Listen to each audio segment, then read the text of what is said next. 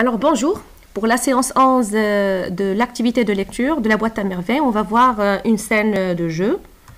Alors dans les premiers jours du printemps, nous allâmes rendre visite à l'Aïcha. Elle occupait 2 pièces de petite dimension, donc c'est un texte narratif, il commence à raconter. Alors maintenant, ils sont chez l'Aïcha, un balcon donnant sur le patio, garni d'une balustrade en fer forgé, conduisait à la pièce principale. L'autre chambre s'ouvrait sur l'escalier, donc il décrit la chambre de l'Aïcha. Cette chambre était d'une propreté méticuleuse, des cretonnes à grand ramage, donc c'est ce qu'on met sur les matelas, d'accord, d'énormes coussins brodés, la broderie aux petits points enveloppés, donc ce sont les décors qu'on met sur les coussins alors pour former de jolis dessins, enveloppés dans une légère soyerie transparente, s'amoncelait ça et là. Cet ensemble baignait dans une atmosphère d'aisance et de quiétude. Donc la quiétude, la tranquillité. Donc elle était riche, l'Aïcha. L'Aïcha nous servit des gâteaux et posa 1000 questions. Donc 1000 questions, c'est une exagération, c'est une hyperbole. Et en même temps, c'est un témoignage social ici. D'accord? Donc c'est les femmes qui parlaient beaucoup, qui posaient des questions. Ma mère comparait le mari de Rahma à un âne et celui de Fatma Bziouia à un rat inquiet. Donc ici, on a ces deux comparaisons et qui font partie d'un champ lexical dévalorisant. Donc c'est Lalla Zoubida qui médit, ça veut dire qui dit du mal concernant les voisins, parce qu'il y a dire et médire. Donc elle médit les voisins. Donc regardez le verbe médire. Médire les gens, médire les voisins. Donc elle a comparé le mari de Lalla Rahma à un âne et le mari de Fatma Bziouia à un rat inquiet. Mon père, qu'elle appelait l'homme, n'échappait pas à ses coups de griffe. Donc elle a même médit son propre mari à ses coups de griffe, comme si la Zoubida est une chatte. Donc ici on a une métaphore, d'accord? Donc c'est une métaphore. Alors tout ceci, c'est médire les gens. Donc il critique cette mentalité de ces femmes. La plupart du temps, elles étaient désœuvrées, ça veut dire elles n'avaient rien à faire. Donc elles médisaient parfois les gens. Alors les enfants de la maison vinrent m'inviter à jouer. Donc toujours chez l'Aïcha. Nous grimpâmes sur la terrasse. Avec de vieilles couvertures et des peaux de mouton, nous eûmes vite fait d'organiser un salon de réception. Donc dans le jeu, ils ont fait un salon de réception avec les peaux de mouton. Donc les enfants qui imitent les grands. D'accord? Donc une boîte de conserve rouillée posée sur 3 cailloux joua le rôle de samovar. C'est avec quoi on prépare le thé. D'accord? C'est pour le mettre, c'est pour alors bouillir de l'eau et pour préparer du thé. Alors nous sirotâmes un thé mythique, ça veut dire un thé imaginaire. D'accord? Donc ici ils sont en train de jouer un thé mythique, mais combien délicieux. D'accord? Donc donc les enfants jouent le jeu. Comme ça, donc ils imaginent et ils croient vraiment qu'ils sont en train de siroter du thé. Alors ensuite, nous décidâmes de jouer à la mariée. Alors la plus petite des filles fut choisie pour figurer la mariée. L'aînée se contenta du personnage de la Ngafa. Donc c'est un mot qui fait partie de la culture marocaine. Bon, tout le monde sait ce que c'est que la Ngafa. D'accord? Et procéda au maquillage et à l'habillement de la jeune fiancée, de la jeune mariée. L'un des garçons, mu par un instinct de méchanceté, ramassa une poignée de terre et la jeta à la figure de notre mariée. Donc voilà ce qui va causer le drame, c'est-à-dire le problème. Le drame se déchaîna.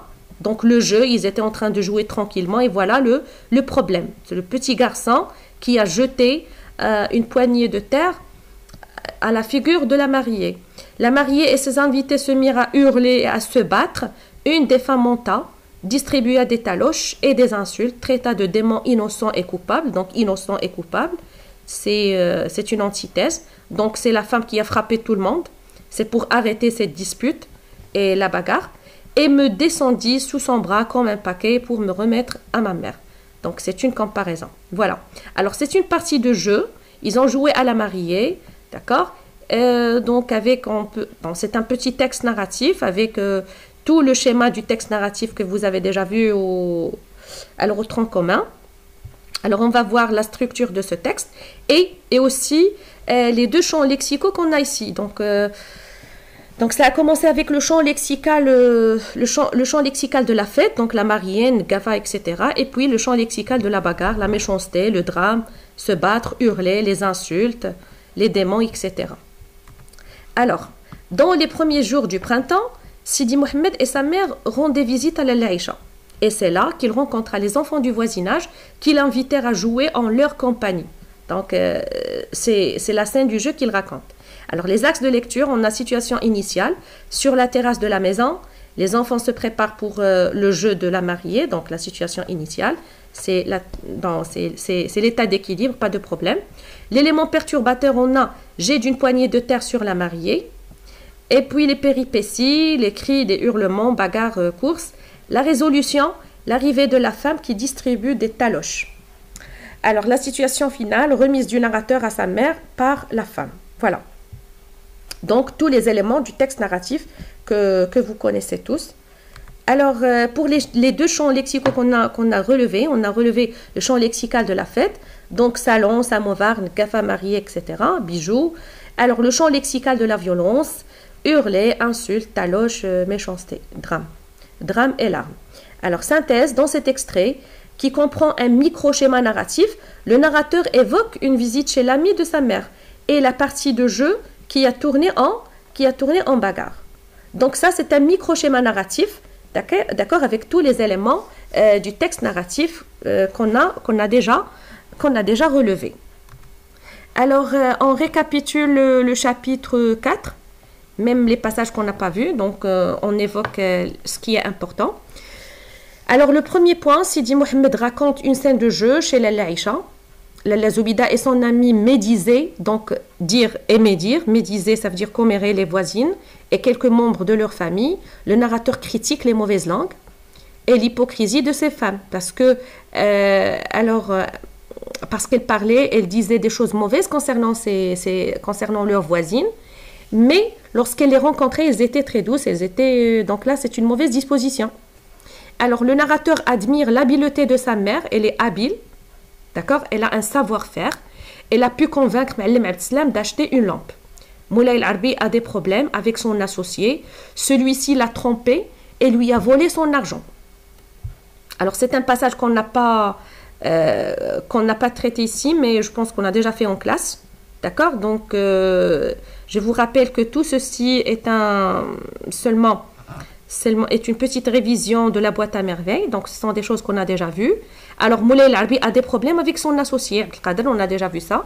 Celui-ci l'a trompé et lui a volé son argent. Donc, il a été trompé par son associé.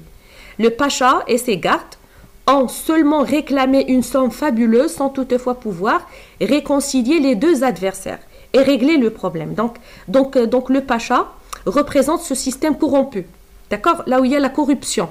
Le narrateur évoque le problème de corruption. Je pense qu'on a déjà vu la corruption. C'est lorsqu'on demande à quelqu'un de nous donner de l'argent, d'accord? De nous donner de l'argent pour lui faire un service que nous devons faire. D'accord? Donc le pacha, normalement, doit régler l'affaire sans prendre de l'argent. Donc là, il a pris de l'argent sans toutefois régler l'affaire. Donc c'est ce qu'on appelle la corruption. C'est comme corrompre un policier, corrompre un fonctionnaire. Alors normalement, on ne doit pas... Donc la corruption est une pratique interdite et par la religion et par la loi. Alors, donc lorsqu'il parle de Pacha et de ses gardes qui n'ont pas réglé le problème entre Moulay al-Arbi et son associé, donc là il critique la société, il critique ce comportement qui est la corruption. Donc vous pouvez faire une petite recherche sur la corruption et ça peut être un sujet de production. Alors Ahmed Sfraoui critique la justice qui n'a pas pu connaître les tenants et les aboutissants de l'affaire de Moulay al-Arbi. Celui-ci a été injustement traité. Donc ça a été injuste envers lui par le pacha et par le prévôt des marchands. Donc il n'a pas pu prouver ou bien avoir son argent. Alors Lalla Aïcha est triste pour le sort de son mari. Sidi Mohamed compare les paroles niaises et les jeux bêtes et débiles de Zineb avec les richesses de sa boîte à merveilles. Donc regardez la contradiction et cette comparaison entre deux choses contradictoires entre ce qu'il y a de richesse Alors lui, il se voit comme quelqu'un qui a des choses intéressantes dans sa boîte à merveilles, qui a des richesses et qui a les histoires intéressantes de Abdallah l'épicier, qui peuplent son monde de poésie et de mystère. Alors que les paroles de Zineb sont des paroles niaises, ça veut dire bêtes, sans intérêt, d'accord, et débiles. Surtout, il se moque d'elle lorsqu'elle jouait avec son chat, d'accord. Donc Sidi Mohammed voit qu'elle est niaise et bête, alors que lui, il a des choses intéressantes et riches. Voilà.